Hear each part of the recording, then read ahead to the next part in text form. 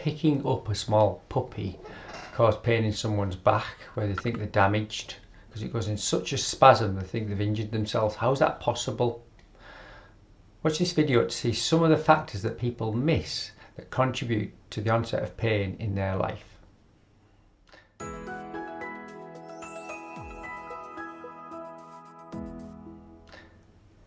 Bending over to pick up a puppy, how nice is that? You might have all done that in your life. That was the onset of this man's back pain. A middle-aged man bent over to pick up a puppy. Now if he did it 100 times, 1,000 times, lots of people just like him bent over to pick up a puppy who would be injured doing that task. Physically traumatized, damaged tissue, torn, sprained, injured. None of them. The human body does not fail with non-dangerous stimulus. You don't injure yourself in that moment. It doesn't mean you can't get pain.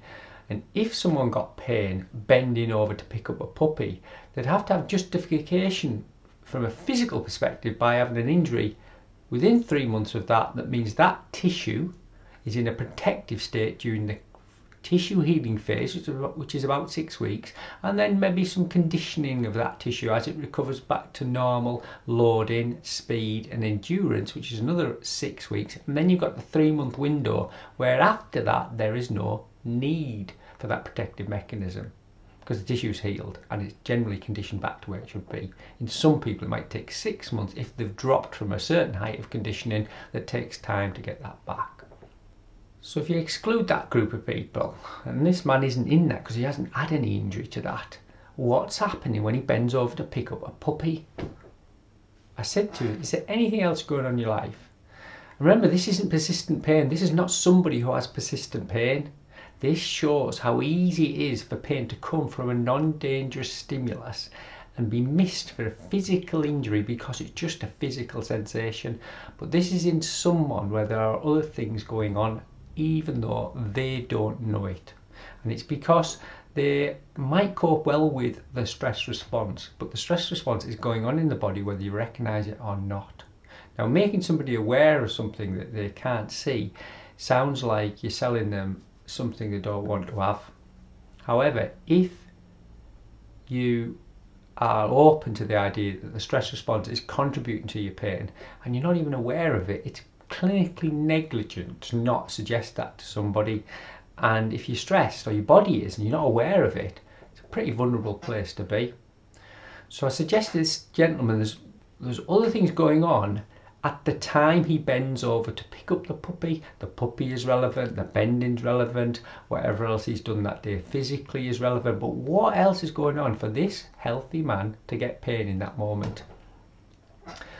He said, well, maybe I haven't been to the gym as much in the last few months prior to the onset. That's one factor, so physical deconditioning. I said, anything else that you might not consider? Something where you might be upset about or laid in bed thinking about and maybe woke up thinking about, but because of the way you are, that you can kind of carry on with things because you're director of a company, and so you would imagine, you assume you can kind of deal with a lot of spinning plates at the same time, professionally, maybe family life and leisure to offset that or the demands of that. But he already said he wasn't exercising much.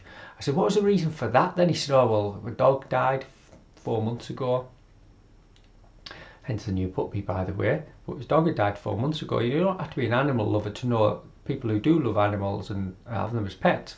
It's a very painful experience of grief, and the strength of the grief comes from the meaning you give it to the thing that you've lost. And people who love dogs and animals, it hurts. So that's a real thing that happened to him.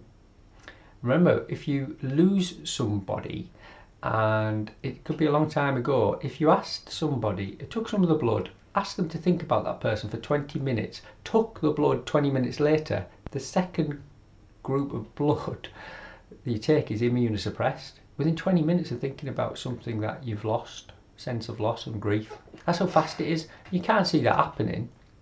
So imagine grieving over a while, then there's a physiological impact on the body, whether you like it or not, and most of us don't like it. It's going on internally.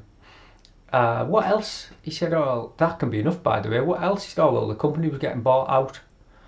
So because of the demands of that, whatever is going on at work generally cranked up, or it was cranked up for him. So he lost his dog, cranked up the work through the purchase of the company. He said, to be fair, he said, my son's emigrated as well. Now, as you get to the age where you have to let go of your children, it's quite a challenge too.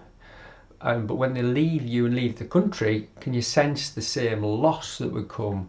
That isn't grief in terms of somebody never being there ever, but there's a loss of the roles we play where we can make ourselves feel comfortable with those people by them being there or us doing our behaviours that make us feel important enough in their lives for them want to keep us there. So you can see these three factors. He's physically deconditioned, it's a potential, but it wouldn't really cause such severe pain. He's got the situation of the dog, so he hasn't been walking as much and feels whatever he felt in terms of the loss of the dog, and he's got this upgraded activity at work. Now you can't say how much of those things contribute to it, but they all contribute, and when all the ducks line up in terms of the stress response with the movement to a small puppy that represents a return to maybe the behaviours of looking after it and getting out walking again, or it's just tidying it up after it's messed on the floor. It's another little bit of stress that you get with new young animals. That's the tipping point, and it triggers physical pain.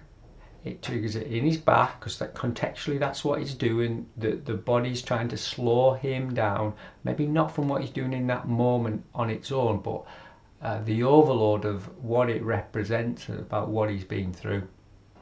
As soon as he sees this logically, and in the position he's in as a director, generally you expect someone to have psychological flexibility to be able to see alternate sides of an argument. It's a skill in itself. Lots of people do not have psychological flexibility. They cannot see anything other than their own belief. Everyone's susceptible to that, and it's a challenge with pain to say, actually, I thought it was this, but I can see how it could be that. And as soon as you see that, though, then it means that the fear of this unknown pain coming from nowhere and what have I damaged that I can't see, it goes. Doesn't mean that you don't have to practice when you move and when you sit and when the pain comes on. It doesn't mean it's not unpleasant, but you can soon start to reverse the patterns that have contributed to it, and you prevent it becoming persistent. And if you have a persistent pain that has been linked into the stresses, just like it has for that man, but for many years and over long periods and repetition, you can still reverse it. Once you unpick the fears and frustrations with the movement or in the position that you've mistakenly and perhaps incorrectly been advised by doctors and physios, I hold my hand up, and nurses and then medical people said, oh, that's your disc and that's your muscle that's damaged and don't move too much and be careful in the future, and all that scary language and the imagery on scans. It's hard just to switch all that off, and I've found that a challenge as a clinician to change my beliefs. Well, I've done it, you can do it. Change those beliefs, change how you feel in the moment you go to move and sit with these patterns of potential pain, and you'll turn the pain off. This man gets it, you can get it, and your pain can do one.